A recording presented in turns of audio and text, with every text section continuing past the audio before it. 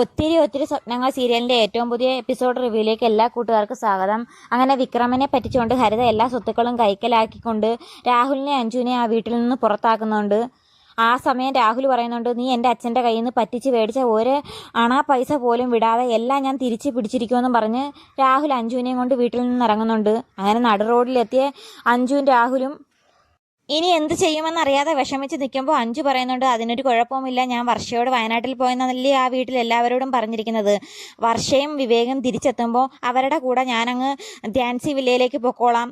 അതുവരെ എങ്ങനെയെങ്കിലും നമുക്ക് കൂട്ടുകാരുടെ വീട്ടിലെങ്ങാനും നിൽക്കാമെന്ന് പറയുമ്പോൾ രാഹുൽ പറയുന്നുണ്ട്, എന്നാൽ നമുക്ക് കൂട്ടുകാരൻ്റെ വീട്ടിൽ തൽക്കാലം നിൽക്കാം, അത് കഴിഞ്ഞിട്ട് എല്ലാം സെറ്റാക്കി കഴിഞ്ഞിട്ട് നിന്നെ വിളിച്ചുകൊണ്ട് ഞാൻ പോകുമെന്ന് രാഹുൽ പറയുന്നുണ്ട്.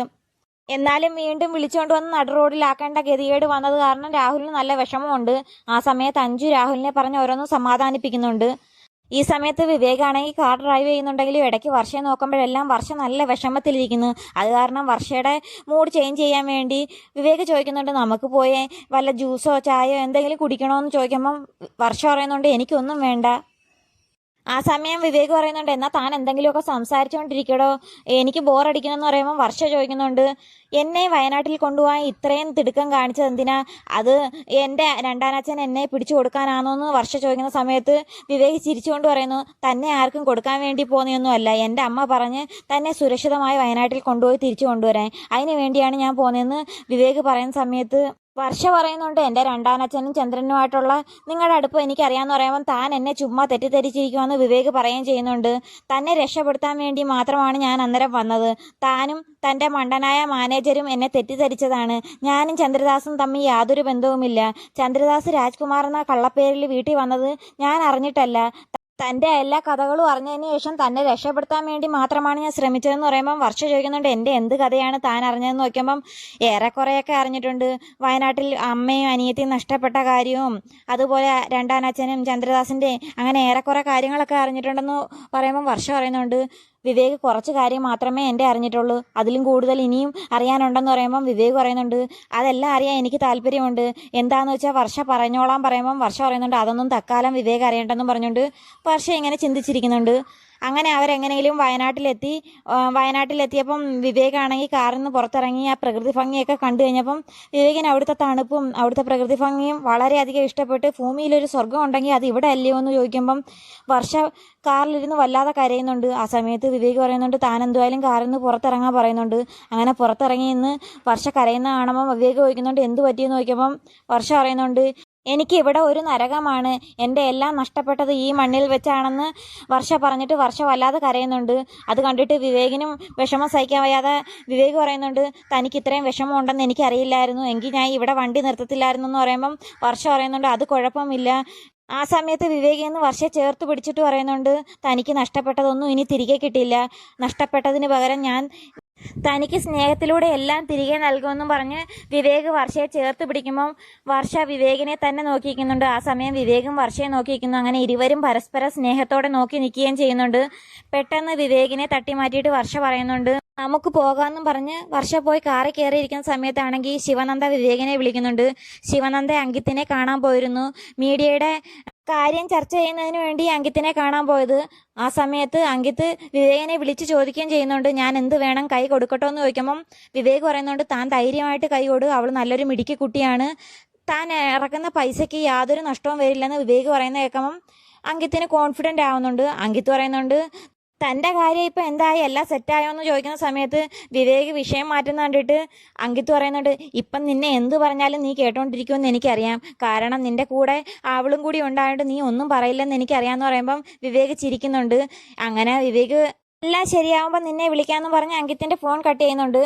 അങ്ങനെ ശിവനന്ദ അങ്കിത്തിനെ പോയി കണ്ട് മീഡിയയുടെ കാര്യമൊക്കെ സംസാരിക്കുന്ന സമയത്ത് പ്രോജക്റ്റ് റിപ്പോർട്ട് എൻ്റെ കയ്യിൽ കൊണ്ടുവരാൻ പറഞ്ഞപ്പോൾ ഇത്രയും നല്ലൊരു പ്രോജക്റ്റ് റിപ്പോർട്ട് കൊണ്ടുവരുമെന്ന് ഞാൻ വിചാരിച്ചില്ലെന്ന് അങ്കിത്ത് പറയുന്ന സമയത്ത് ശിവനന്ദ പറയുന്നുണ്ട്, ഈ മീഡിയയ്ക്ക് സ്പോൺസറിനെ കണ്ടുപിടിക്കാൻ ഒരുപാട് പേരരിക്കെ ഞാൻ പോയി, ആരും അതിന് തയ്യാറായില്ല. അങ്ങനെ ഞാൻ തന്നെ ഇനി ഒരു സ്പോൺസർമാരെ കണ്ടെത്താൻ നടക്കില്ലെന്ന് വെച്ച് എല്ലാം റെഡിയാക്കുന്നുണ്ടായിരുന്നു. അതുകൊണ്ട് ഇതൊന്ന് ചെറുതായിട്ടൊന്ന് റിഫ്രഷ് ചെയ്യേണ്ട കാര്യമേ വന്നോളെന്ന് അങ്കിത്തിനോട് പറയുന്ന സമയത്ത് അങ്കിത്ത് പറയുന്നുണ്ട്, അത് നന്നായി, താൻ ഇത്രയും തുറന്നു പറഞ്ഞത് വളരെ നന്നായി.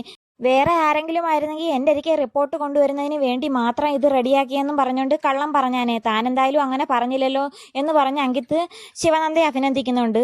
കൂടാതെ ശിവനന്ദ എന്ന് വിളിക്കുന്നതിന് പകരം ഞാൻ ഇനി ശിവാന്നേ വിളിക്കൂ. കാരണം ശിവനന്ദ എന്ന് വിളിക്കുന്നതിനെക്കാട്ടി എനിക്കിഷ്ടം ശിവ എന്ന് വിളിക്കുന്നതെന്ന് പറയുമ്പം ശിവനന്ദ പറയുന്നുണ്ട് എൻ്റെ അടുത്ത കൂട്ടുകാരല്ല എന്നെ അങ്ങനെ വിളിക്കുന്നതെന്ന് പറയുമ്പം അങ്കിത്ത് പറയുന്നുണ്ട് ഇനി എന്നെ അടുത്ത കൂട്ടുകാരുടെ ലിസ്റ്റിൽ കൂട്ടിയാൽ മതിയെന്ന് അങ്കിത്ത് പറയുകയും ചെയ്യുന്നുണ്ട്. കൂടാതെ എൻ്റെ ഡാഡി ഒരുപാട് ബിസിനസ്സിന് ഇൻവെസ്റ്റ് ചെയ്തിട്ടുണ്ട്. അതിൽ 1-2 മാത്രമേ പരാജയപ്പെട്ടിട്ടുള്ളൂ. അതുപോലെ ഞാനും ഇനി ബിസിനസ്സിന് ഇൻവെസ്റ്റ് ചെയ്യുമ്പം അത് വിജയത്തിലെത്തണമെന്നാണ് എൻ്റെ ആഗ്രഹം എന്ന് പറയുമ്പോൾ ശിവനന്ദ പറയുന്നുണ്ട് എന്തായാലും ഇത് വിജയത്തിലെത്തും. ഞങ്ങൾ ഈ മീഡിയ ലോഞ്ച് ചെയ്തിട്ട് കുറച്ച് നാളുകൾ മാത്രമേ ആയുള്ളൂ. ഒരുപാട് സബ്സ്ക്രൈബേഴ്സിനെയും ഒരുപാട് വ്യൂവേഴ്സിനെയും കിട്ടിയിട്ടുണ്ട്. അതുകൊണ്ട് ഇത് മികച്ച പ്രകടനം കാണിക്കുമെന്ന് എനിക്ക് ഉറപ്പുണ്ടെന്ന് ശിവനന്ദ പറയുമ്പം അങ്കിത്ത് പറയുന്നുണ്ട് അത് തന്നെയാണ് എനിക്കും വേണ്ടുന്നതെന്ന് അങ്കിത്തും പറയുന്നുണ്ട്. എന്തായാലും എനിക്ക് മീഡിയയിൽ ഇൻവെസ്റ്റ് ചെയ്യാൻ വളരെയധികം താല്പര്യമുണ്ടെന്ന് പറയുന്നുണ്ട്. അങ്ങനെ അവർ രണ്ടുപേരും കൂടി ഈ മീഡിയയ്ക്ക് ഇൻവെസ്റ്റ് ചെയ്യുന്ന കാര്യത്തിന് ഒരു ധാരണയിലെത്തുന്നുണ്ട്. അങ്ങനെ അവർ കൈ കൊടുത്ത് അതിന് ഇൻവെസ്റ്റ് ചെയ്യുന്ന കാര്യം തീർപ്പാക്കുന്നുണ്ട്. ആ സന്തോഷ വിവരം വിവേകിനെ വിളിച്ച് ശിവനന്ദ അറിയിക്കുന്നത്. അങ്ങനെ വിവേക് പറയുന്നുണ്ട് എന്തായാലും തൻ്റെ ഈ മീഡിയ വളരെ വിജയത്തിലെത്തുമെന്ന് എനിക്ക് ഉറപ്പുണ്ടെന്ന് പറയുമ്പം ശിവനന്ദ പറയുന്നുണ്ട് ഈ സന്തോഷ വിവരം അവളുകളിലൂടെയും പറയണമെന്ന് പറഞ്ഞുകൊണ്ട് ശിവനന്ദ ഫോൺ കട്ട് ചെയ്യുന്നുണ്ട്. അങ്ങനെ കാറിൽ കയറുന്ന വിവേകാണെങ്കിൽ വർഷയോട് പറയണമെന്നുണ്ടെങ്കിലും വർഷയുടെ മുഖം കണ്ടിട്ട് പറയാൻ തോന്നില്ല. വർഷ അപ്പോഴും ഇരുന്ന് കരയുകയാണ്. വർഷ അന്നേരം അനിയത്തെയും അമ്മയെയും അതുപോലെ തന്നെ കല്യാണം കഴിക്കാൻ വേണ്ടിയിരുന്ന പയ്യനെ എല്ലാവരും ഇങ്ങനെ ചിന്തിച്ച് വിഷമിച്ചിരിക്കുകയാണ്. അങ്ങനെ വർഷയുടെ മുഖത്തെ വിഷമം കണ്ടിട്ട് വിവേകൻ ഒന്നും പറയാൻ തന്നെ തോന്നില്ല. ഈ സമയത്താണെങ്കിൽ ചന്ദ്രദാസ് ആണെങ്കിൽ വർഷയുടെ വരവിനായി കാത്തിരിക്കുകയാണ്. ആ സമയത്ത് ചന്ദ്രദാസിന്റെ സഹായി ചെന്ന് പറയുകയും ചെയ്യുന്നുണ്ട് എന്തായാലും അവർ ഇങ്ങെത്തേണ്ട സമയം കഴിഞ്ഞ് ഇതുവരെ എത്തിയില്ലല്ലോ എന്ന് പറയുമ്പം ചന്ദ്രദാസ് പറയുന്നുണ്ട് എന്തായാലും അവരുടെ ഡ്രൈവർക്ക് ഇവിടെ ഡ്രൈവ് ചെയ്ത് നല്ല ശീലം കാണില്ല. അവർ സാവകാശം വരട്ടെ, അവരുടെ വരവിനായി ഞാൻ കാത്തിരിക്കുകയെന്ന് പറയുമ്പോൾ സഹായി ചോദിക്കുന്നുണ്ട് നമുക്ക് 2-3 പേരെ റെഡിയാക്കി നിർത്തണമെന്ന് ചോദിക്കുമ്പം ചന്ദ്രദാസ് പറയുന്നുണ്ട് അതിൻ്റെ ആവശ്യമില്ല. ഈ മണ്ണറിയാവുന്ന നമ്മൾ തന്നെ മതി അവരെ ഹാൻഡിൽ ചെയ്യാൻ. കൂടെ ആരെങ്കിലും കാണും. ഒന്നീ ഹൗസ് ഓണറിൻ്റെ മകൻ അല്ലെങ്കിൽ ആ വിക്രമൻ്റെ മകൻ രാഹുലായിരിക്കും. ഇവർ 2 പേരായാലും ഇവരെ 2 പേരെയും കാണാൻ വേണ്ടി ഞാൻ ഇരിക്കുകയാണ്. അവരെ എനിക്ക് ശരിക്കൊന്ന് കാണണമെന്ന് പറഞ്ഞ് ചന്ദ്രദാസ് പഴയ കാര്യങ്ങളെല്ലാം ഇങ്ങനെ ചിന്തിച്ചുകൊണ്ടിരിക്കുന്നുണ്ട്. ഈ സമയത്ത് ശിവനന്ദയാണെങ്കിൽ വസുന്ധരയോടെ പോയി അങ്കിത്ത് മീഡിയയ്ക്ക് വേണ്ടി സ്പോൺസർ ചെയ്യുന്ന കാര്യം അറിയിക്കുന്നുണ്ട്.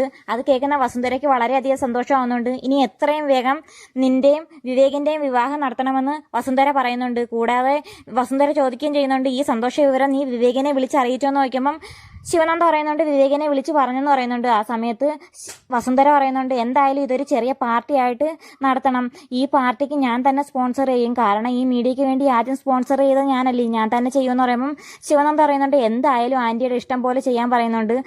അങ്ങനെ വസുന്ധരയാണെങ്കിൽ ശിവനന്ദയും വിവേകിന്റെയും വിവാഹം എത്രയും പെട്ടെന്ന് നടത്താൻ ചിന്തിക്കുന്ന സമയത്താണെങ്കിൽ വിവേക് വർഷയെ എത്രയും പെട്ടെന്ന് സ്വന്തമാക്കണമെന്ന് ചിന്തിച്ചുകൊണ്ട് അതിനു വേണ്ടുന്ന പ്രയത്നം നടത്തുവാണ്. അങ്ങനെ വസുന്ധരയുടെ തീരുമാനത്തിന് വിപരീതമായി വിവേക് ചിന്തിക്കുമ്പോൾ അത് പ്രവർത്തിക്കുകയും ചെയ്യുമ്പോൾ വസുന്ധര എങ്ങനെ പ്രതികരിക്കുമെന്ന് കാത്തിരുന്ന് തന്നെ കാണാം. അപ്പോൾ വീഡിയോ ഇഷ്ടമായ ചാനൽ സബ്സ്ക്രൈബ് ചെയ്യാനും സപ്പോർട്ട് ചെയ്യാനും മറക്കല്ലേ കൂട്ടുകാരെ.